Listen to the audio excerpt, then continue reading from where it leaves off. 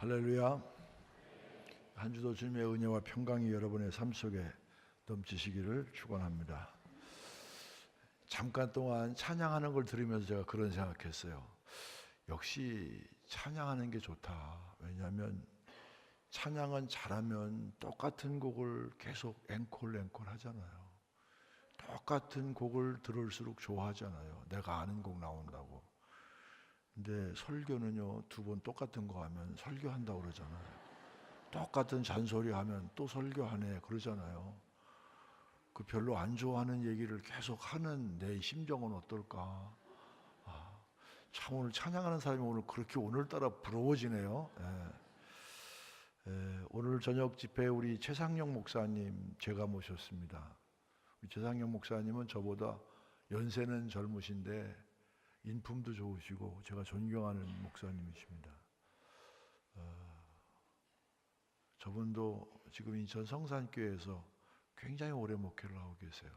아직은 대는 좀 남으신 목사님인데 특별히 저희 교회가 불이 났을 때 장로님들과 더불어 오셔서 기도해 주시고 적지 않은 헌금, 큰 헌금을 하고 가셨어요.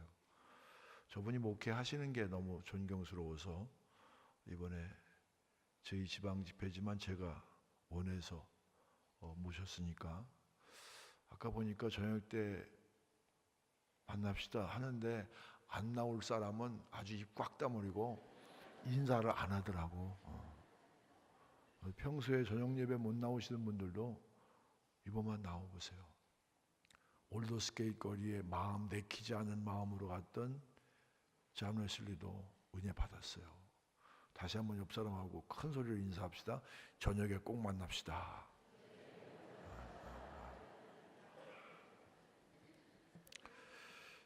두 주 동안 미국 잘 다녀왔습니다. 제가 나갔다 온 다음에 별로 바깥 얘기를 안 합니다. 목회하면서 늘 그래 왔어요. 이번에는 이제 좀 해야 되겠네. LA에서 부흥 집회를 잘 마쳤어요. 많은 사람들이 모였고 또 은혜 받으니까 좋더라고요.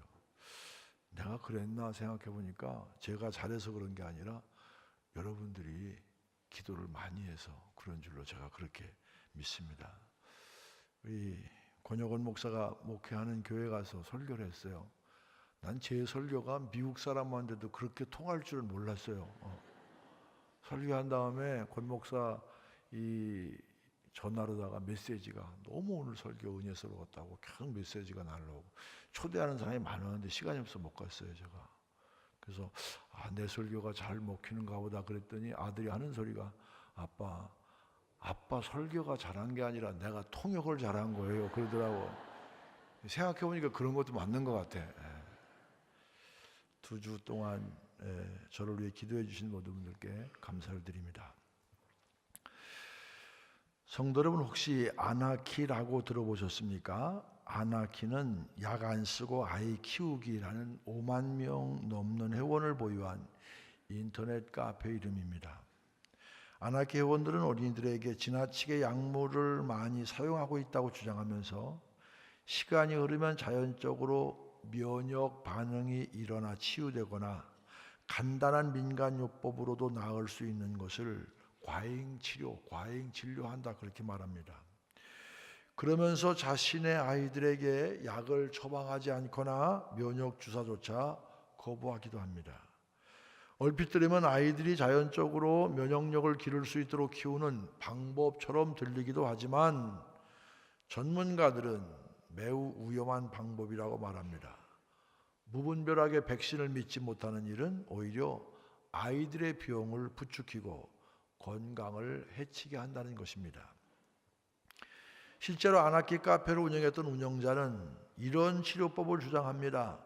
수두에 걸린 아이의 질병을 일부러 옮겨 면역력을 키워야 하고 화상을 입은 부위는 40도의 온수에 담그고 아토피를 겪는 아이는 햇빛을 쬐게 하며 열나는 아이는 관장하고 자연 치유될 때까지 기다려야 한다. 이런 주장을 합니다.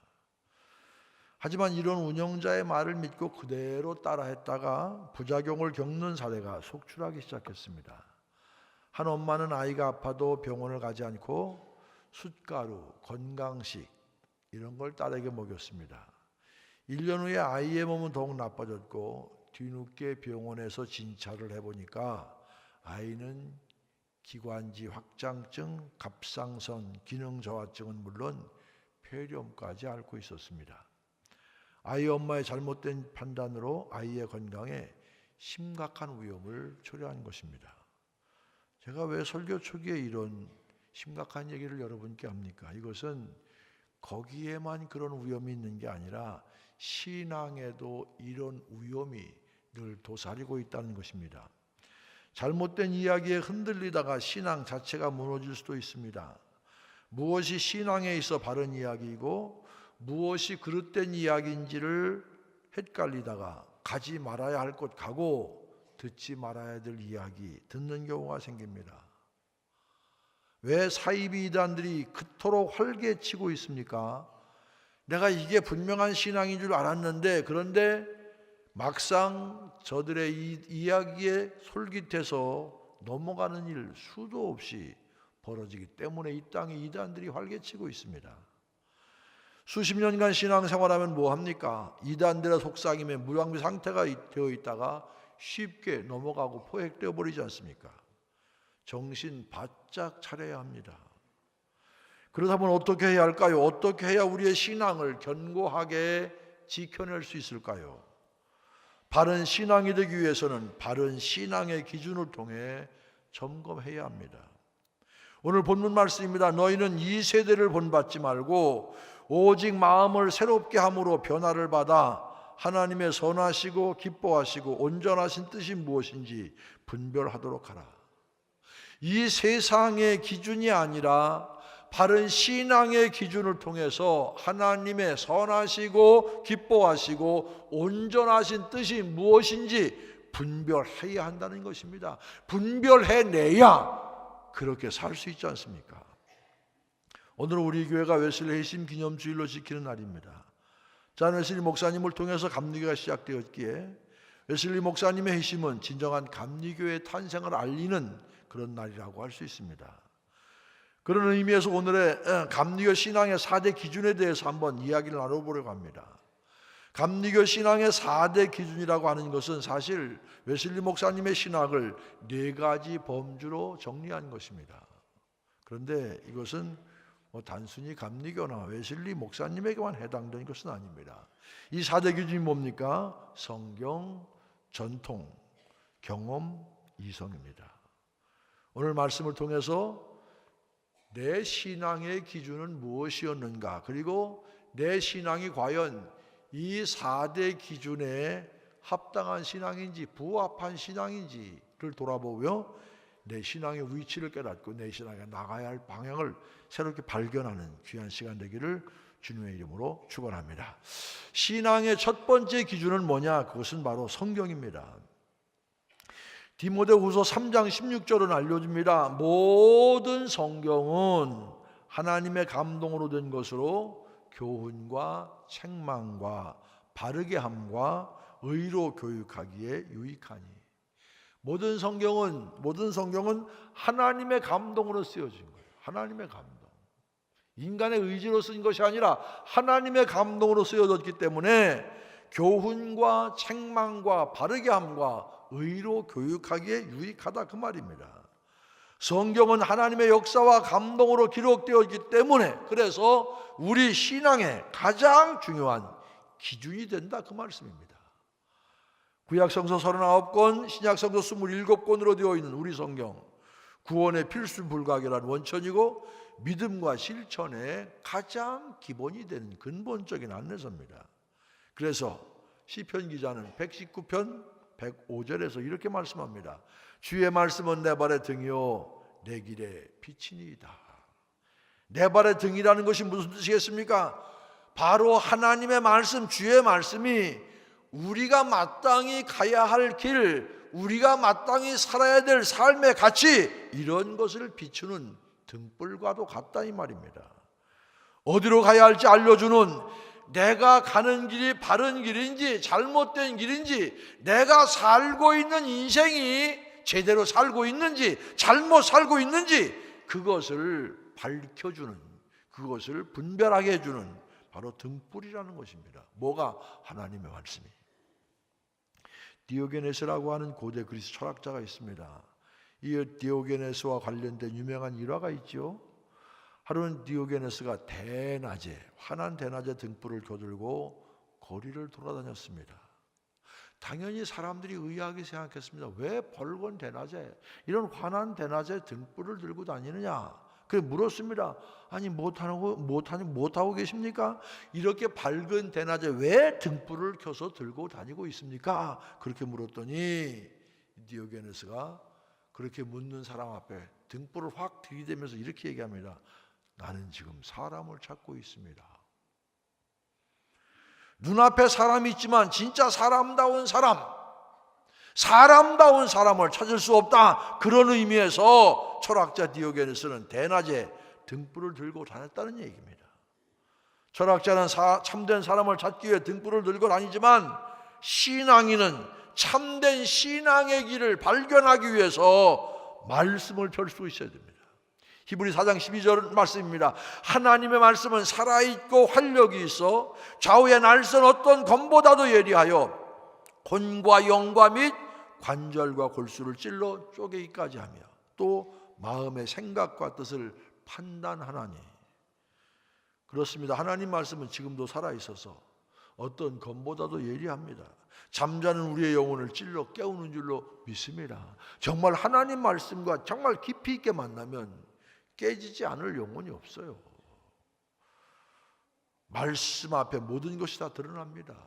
말씀 앞에 위선도 드러나고 진실도 드러납니다. 말씀 앞에 거짓도 드러나고 참도 드러납니다. 말씀 앞에는 아무것도 가려지는 게 없어요. 존 웨슬리 목사님은 생전에 한 책의 사람이라 그렇게 불리웠습니다. 물론 여기서 한 책이라는 것은 성경을 가리킵니다. 그래서 웨슬리 목사님은 늘 성경에 근거한 학자요 목사였습니다. 그의 설교는 언제나 성경에 기초를 두었고 성경을 인용해서 말씀을 전했습니다. 그렇다고 존 웨슬리 목사님이 성경 외의 다른 책은 전혀 보지 않았다 이런 얘기 아닙니다. 성경 외에도 수많은 책을 늘 가까이 했습니다. 또 웨슬리 목사님이 지은 저서도 수백 권에 이릅니다. 그럼에도 한 책의 사람으로 불리웠던 것은 성경이 다른 어떤 것보다도 모든 것에 우선하는 기준이었기 때문에 그는 한 책의 사람 그렇게 불리웠습니다. 성도 여러분, 정말 반복되는 말씀이지만 말씀을 붙드시기를 바랍니다. 말씀을 붙잡으시기를 바랍니다. 뭐 다른 말할 게 뭐 있습니까? 말씀과 깊이 만날 때, 우리의 실존이 말씀과 깊이 만날 때 그곳에서 하나님을 만나게 되고 그곳에서 참된 가치의 길을 발견하게 되고, 웨슬리 목사님이 그랬던 것처럼 여러분 역시 한 책의 사람이 되시기를 바랍니다. 주님의 말씀이 내 인생의 참된 길이요 진리인 줄로 믿습니다. 말씀이 알려주는 대로 살아가며 말씀이 가리키려는 대로 가는 인생, 말씀이 원하는 대로 사는 그 삶이야말로 지나고 나면, 한평생 살고 나면 그 길이야말로 참된 길, 정말 진짜였구나, 남는 거 그것이었구나, 그런 고백을 할 수 있습니다. 성경이야말로 우리의 삶과 신앙의 가장 중요한 기준임을 깨닫고 말씀 따라 사는 성도들 되시길 주의 이름으로 간절히 축원을 드립니다. 신앙의 두 번째 기준은 이성입니다. 이성. 존 웨슬리 목사님이 이성을 중시했던 이유는 두 가지 극단적인 태도를 경계했습니다. 하나는 열광주의를 경계했습니다. 열광주의는 광신적인 신앙을 의미하죠. 현실 도피적이고 비이성적인 모습입니다. 또 하나의 극단적인 태도, 바로 이 웨슬리 목사님이 경계했던 극단적인 태도 가운데 하나가 합리주의입니다. 계몽주의의 영향 인해 이신론이라는 사상이 당시 영국의 유행처럼 번지고 있었습니다. 그들은 인간의 이성으로 절대적 진리를 이해할 수 있기 때문에 하나님의 계시가 필요 없다는 얘기예요. 하나님이 인간의 이성을 줬기 때문에 인간의 이성으로 이해되지 못할 그런 진리는 없다고 믿었어요. 그래서 이성적으로 이해할 수 있는 것만 받아들이고 이해되지 않는 영역, 곧 영적 체험 등에 대해서는 철저히 거부했습니다. 하지만 웨슬리 목사님은 이 두 가지 극단을 모두 비판합니다. 웨슬리는 뜨거운 부흥과 영적 경험을 중시하는 동시에 반지성적인 열정과 체험의 위험을 항상 경계했습니다. 이런 극단을 경계하기 위해 필요한 것이 바로 신앙의 토대 위에 이성의 능력을 인정하는 것입니다. 이성고 생각하는 능력은 하나님께서 우리 인간에게 주신 능력임이 분명합니다. 물론 다른 동물들에게도 생각하는 능력이 있긴 합니다. 그러나 인간하고 비교할 바가 아니죠. 인간은 이성을 가지고 다른 동물하고는 차원이 다른 판단과 분석 등을 할 수 있습니다. 특별히 이성이라고 하는 것은 신앙이 세상과 소통하기 위해서 반드시 필요한 영역입니다. 오래된 얘기지만 우리 강원도에서 있었던 얘기입니다. 1999년 10월 5일 날 강원도 양양의 남대천 둑에서 7명이 자신들이 타고 다니던 승합차에 불을 질러 집단 자살한 사건이 발생했습니다. 이들은 놀랍게도 종말론에 심취해 있던 목사와 그를 추종하던 영생교회 신도들이었습니다. 세상 사람들은 영생교회는 우리 보통 교회들하고 똑같은 줄 알아. 아니에요. 아니, 그건 뭐 말할 것도 없는 이단입니다. 수년 전부터 가족들조차 버린 채 서울의 한 단독주택에서 극도로 폐쇄적인 집단 생활을 해온 이들을 이끌던 목사를 살아있는 하나님으로 신격화하고 있었습니다. 결국 광적인 종교 생활을 해오다가 비극적인 최후를 맞이했습니다. 왜 이런 일이 벌어졌습니까?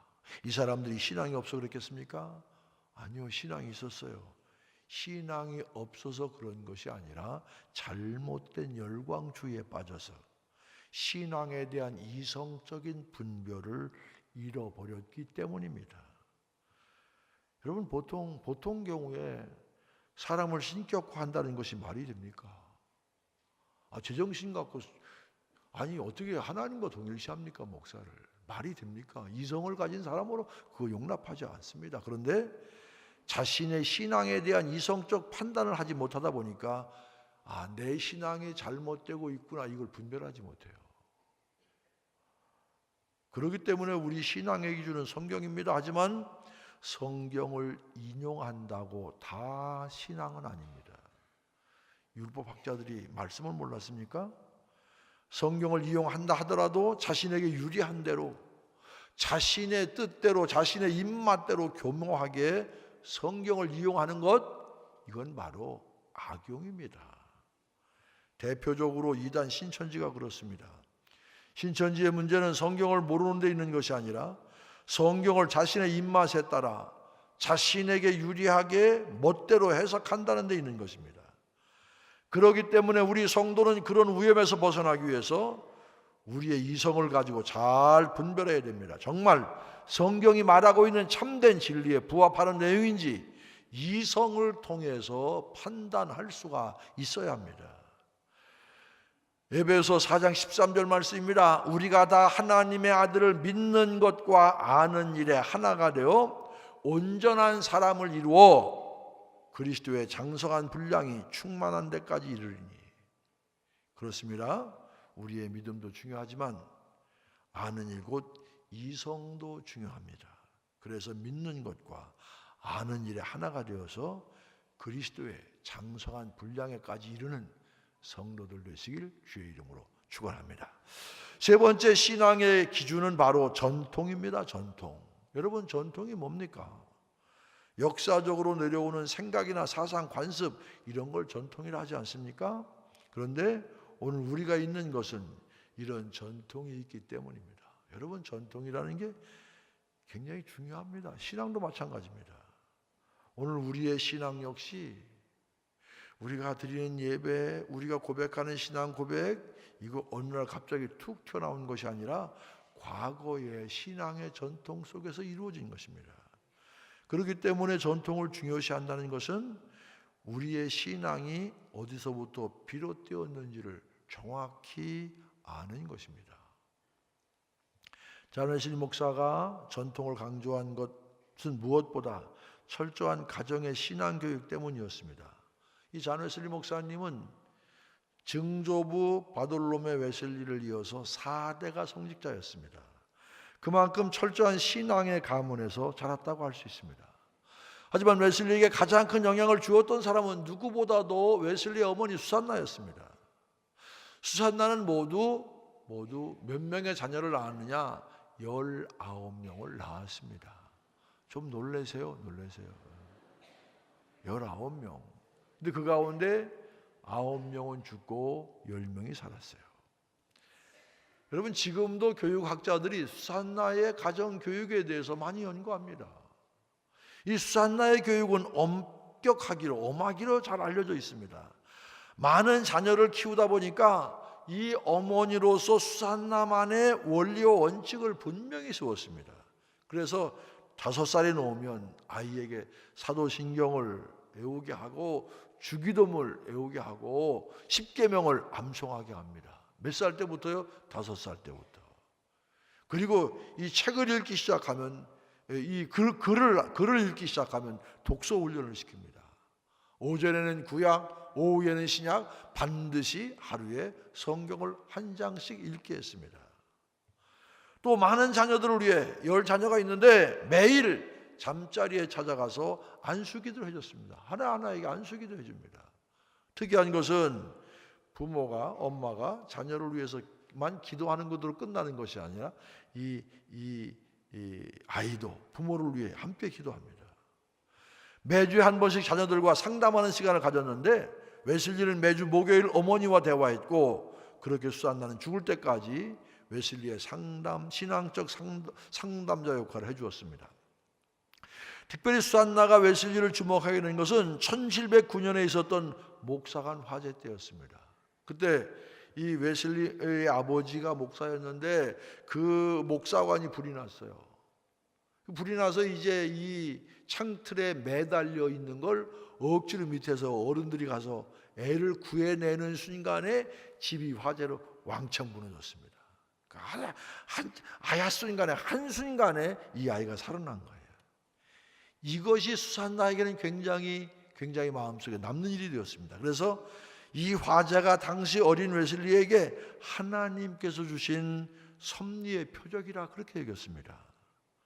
그리고 웨슬리가 앞으로 위대하게 될 것이다, 자질이 있음을 발견하고 그에게 스가랴 3장 2절에 인용해서 불에서 꺼낸 타다남은 나무 토막 그랬어요.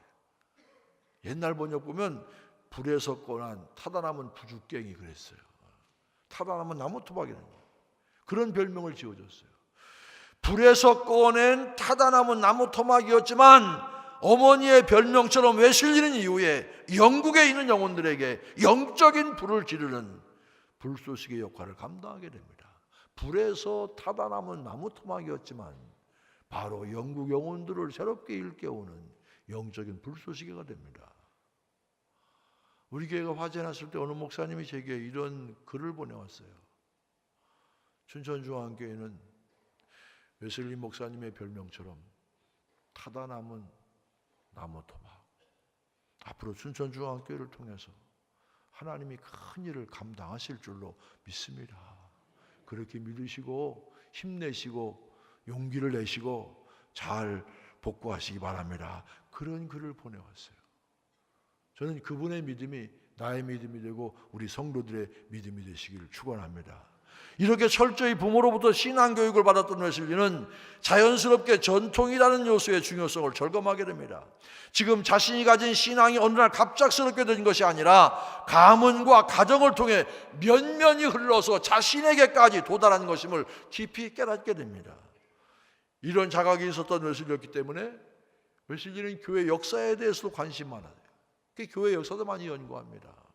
또 마르틴 루터 등 이 종교 개혁자들에 대해서도 많이 연구합니다. 초대 교부들의 책도 많이 탐독합니다. 웨슬리는 동시대 영성에 관한 문서들도 많이 연구했습니다. 이런 노력 덕분에 존 웨슬리의 사상은 어느 한쪽으로 치우치지 않고 균형 잡힐 수 있었고 시대의 흐름 가운데 중심을 잘 잡을 수가 있었습니다. 어느 목사님이 제게 이런 말 했습니다. 나이는 거저 먹는 게 아닙니다. 나이는 거저 먹는 게 아닙니다. 왜 그러나 그 얘기를 왜 했나 가만히 보니까 자기가 목회하면서 내가 맡고 있는 이 교회가 어떤 면에서 내가 이제까지 해왔던 목회와 잘 맞지 않아서 너무 힘들다, 그렇게 생각했대요. 하나님 기도하면서 무슨 생각이 드냐면, 지금의 현상을 내 시각에서 비판만 하려 하지 말고 어떻게 쌓여온 전통인지를 이해해야 하는 것 아닌가, 그런 생각이 들더래요. 나이는 거저 먹냐? 나이가 그쯤 됐으면은 그쯤 될 때까지 뭔가 있었던 그것을 봐야지.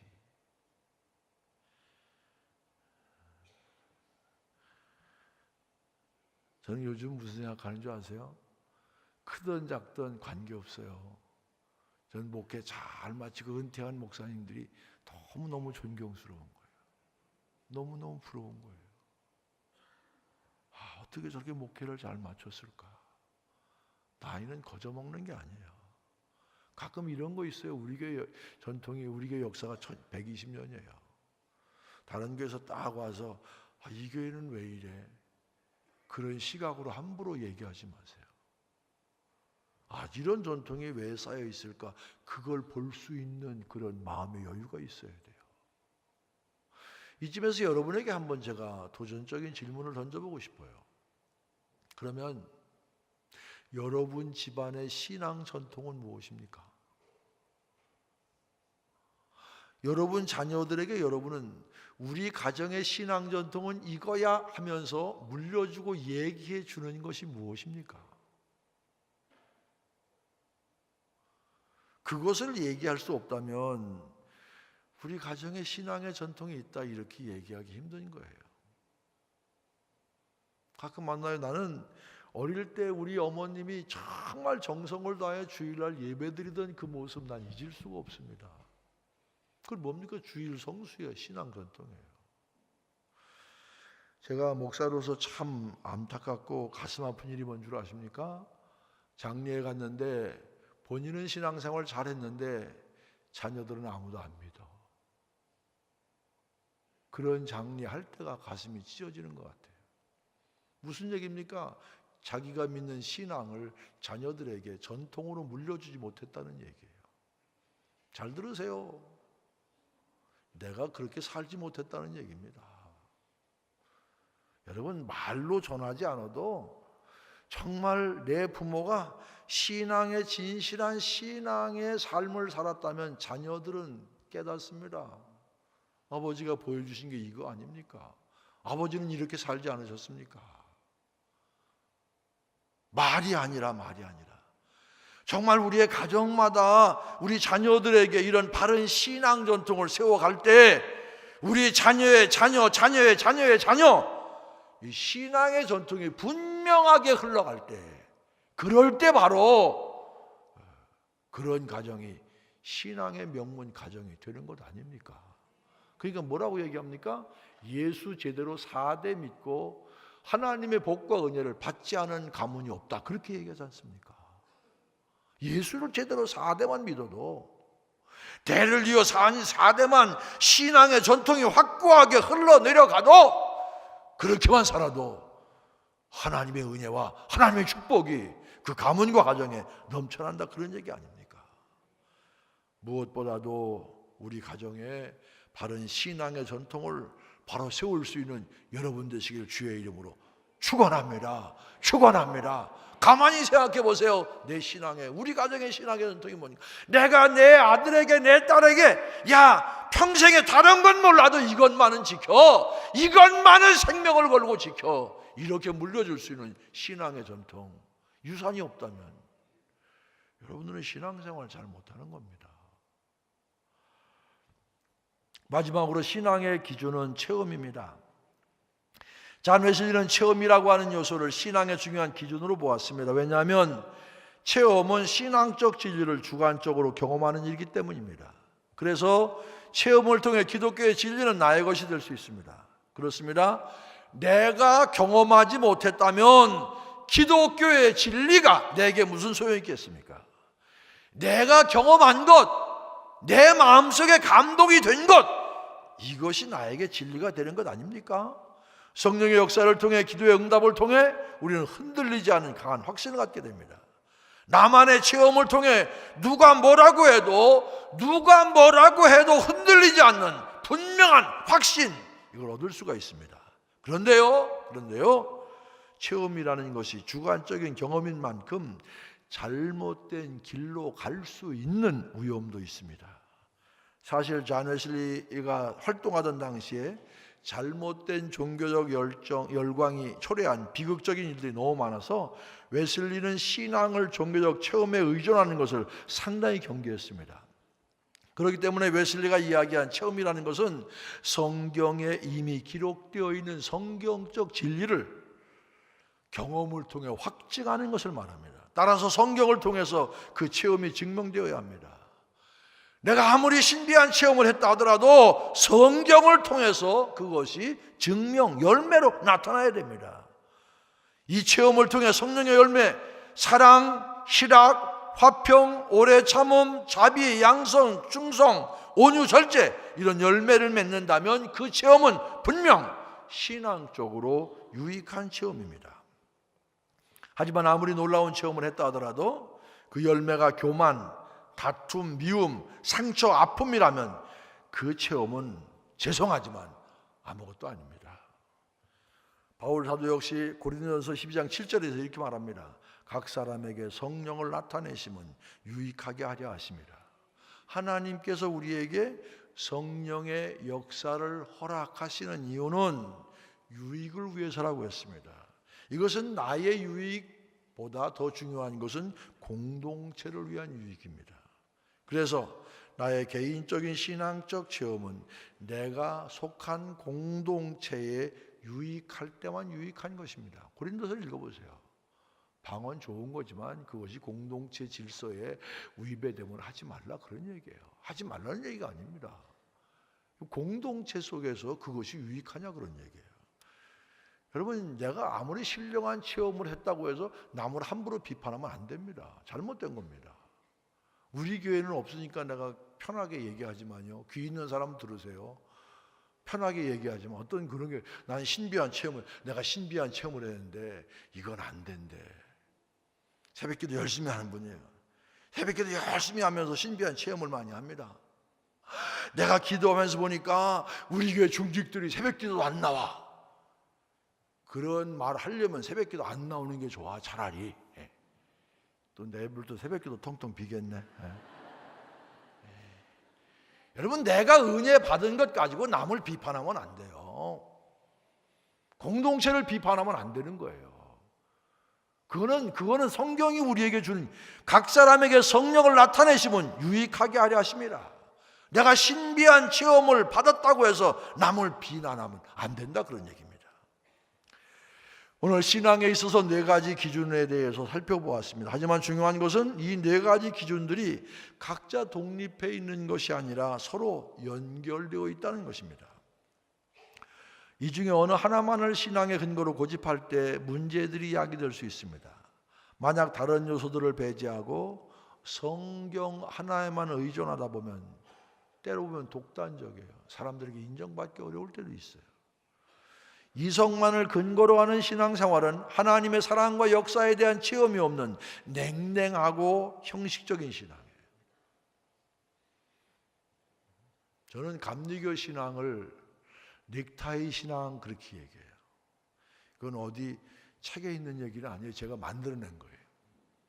뭐냐면 우리 가슴은 항상 열정으로 뜨거워야 돼요. 체험이 있어야 돼요. 또 머리는 항상 이성으로 냉철해야 됩니다. 그 가슴, 냉철한 이성과 뜨거운 가슴이 항상 조화를 이루는 게 감리교 신앙이에요. 생각해 보세요. 이 뜨거운 가슴이 머리로 올라오면 어떻게 돼요? 도는 거예요, 도는 거.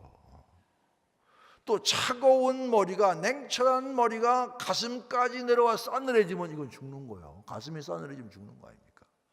그게 왜 넥타이를 매느냐?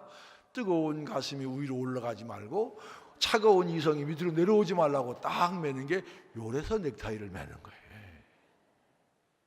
이건 책에 있는 게 아니라 그냥 제 이론이에요, 제 이론. 균형 잡혀야 돼요, 균형 잡혀야 돼요. 이성에만 팔팔하게 살아있는 신앙, 말은 잘해요, 생명이 없어요, 추진력이 없어요. 일 열심히 하는 사람은요, 이성을 앞세우는 사람이 아니에요. 열정이 있는 사람이 하는 거예요. 열정 있는 사람. 누구 같은 사람? 나도 몰라. 만약 전통에 대한 지나친 강조 역시 신앙을 경직시켜버려요. 새로운 변화를 하지 못합니다. 활기를 뺏어갈 염려가 있습니다. 체험을 우리 신앙의 유일한 기준으로 삼게 된다면 어떻게 보면 신앙생활 자체의 기준이 사라져버릴 수도 있습니다. 한마디로 우리의 신앙은 성경에 계시되어 있고 이성에 의해 확증되고 전통에 의해 조명되고 개인적인 체험을 통해서 활기를 띨 수 있습니다. 그러므로 신앙은 어느 하나의 기준만 절대시할 수 없습니다. 이 네 가지 기준이 적절히 균형을 이룰 때 한쪽으로 치우친 극단적인 신앙이 아니라 건강한 신앙이 될 수 있습니다. 이처럼 성경, 이성, 전통, 체험 이 네 가지 신앙의 기준을 통해서 자신의 신앙을 돌아봐서 어느 한쪽으로 기울어지지 않고 균형을 잘 잡아서 하나님이 기뻐하시는 뜻이 무엇인가 분별할 뿐만 아니라 그 하나님의 기뻐하시는 뜻대로 삶을 살아낼 수 있는 성도 여러분 되시기를 주의 이름으로 간절히 축원을 드립니다.